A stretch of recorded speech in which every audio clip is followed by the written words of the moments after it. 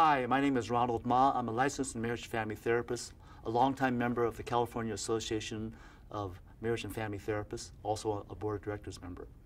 I'm going to talk to you today about an issue, and it comes with the question, why do you pick up a baby who's crying? On a practical level, everybody has issues with babies crying, sleeping through the night, and so forth.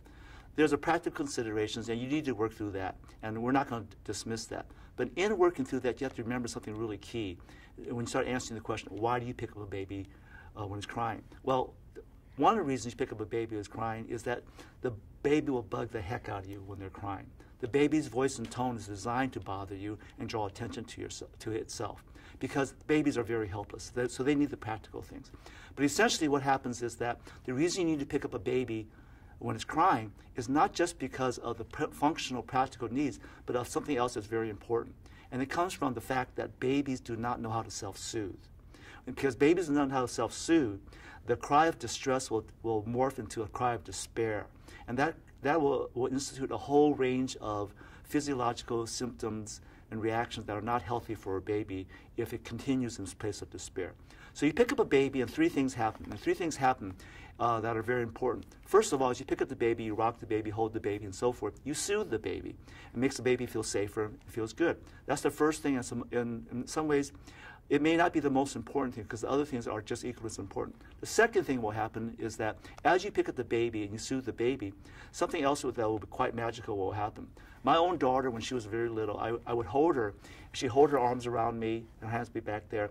And she was very tiny, and I was patting her on the back. And I was patting her on the back. Suddenly, I felt this little hand patting me on my back. You know, it was totally an awe moment. But what happened essentially was that when you pick up a baby and you soothe the baby also learns how to soothe others. And that's critical because in relationships, eventually, it's not just you yourself, but also you in relationships. Some of you have been in relationships where the other person wasn't able to soothe you. And that's a desperate, hurtful place to be in. The third thing that happens, which may be the most important thing, is that eventually as you soothe the baby will noogie itself, will touch itself, will rock itself, will talk to and sing to itself in your tone in baby language. In other words, the third thing that happens is babies learn how to self-soothe. And babies that learn how to self-soothe it's very important for them to learn how to do that. Babies that learn how to self-soothe become children, teenagers, and adults who know how to self-soothe. Essentially, even as an adult, there's going to be a point where you're by yourself and you need to be able to self-soothe. Babies that do not know how to self-soothe become children, teenagers, and adults who don't know how to self-soothe. Children who do not know how to self-soothe will act out. They'll act out to get the third cousins twice removed of attention because they would rather be validated, but negative attention is the best they can get.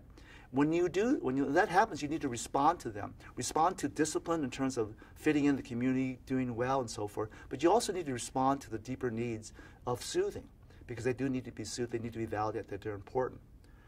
Babies that don't learn how to self-soothe become teenagers and adults who don't know how to self-soothe.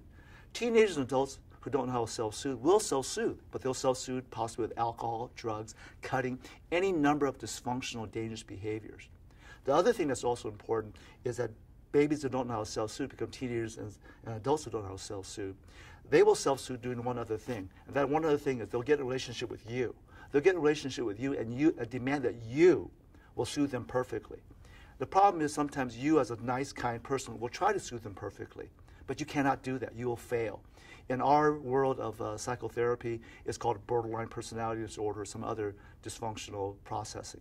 So at the last moment, people have to learn how to self-soothe.